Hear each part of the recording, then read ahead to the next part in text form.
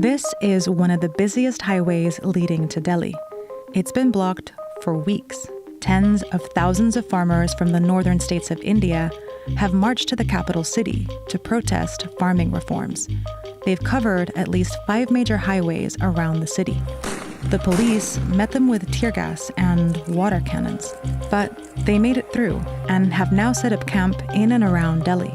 6 महीने का राशन ले गए हैं पीछे घर वालों की हल्लाशेरी बहुत है कि हाँ डटे रहो मुड़का नहीं हो हमने अपना धरना शांतिपूर्वक करना चाहे हमारे 6 महीने लगो साल लगो हमने कोई दिक्कत नहीं है ये कल को हमको भेज देते हैं तो हम कल को चले जाएंगे हम लंबे प्रोग्राम आप देखो ट्रालियां पर छतें डाली हुई है.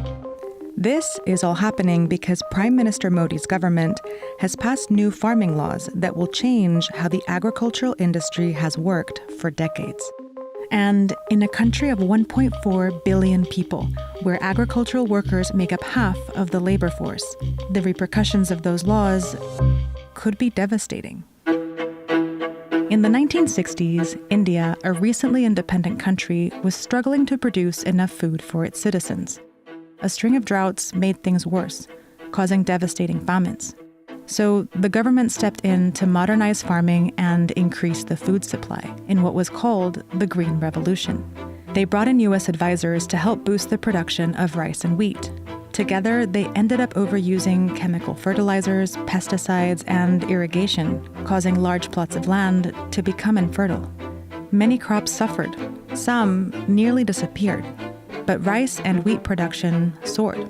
And soon, India went from having a food crisis to having a food surplus.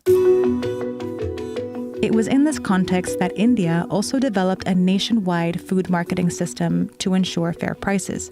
It's a complex system, and it differs from state to state, but here's one way to understand it. It starts with farmers bringing their crops here, to wholesale markets locally known as mundis.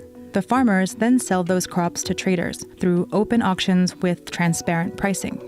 Prices can also be informed by the minimum support price, or MSP, a government price for crops like rice, cotton, wheat. The government only buys a couple of crops at these prices in certain states, but those prices can still serve as a benchmark. The crops then go to secondary market or are stored by the buyers before they are sent out for future sales.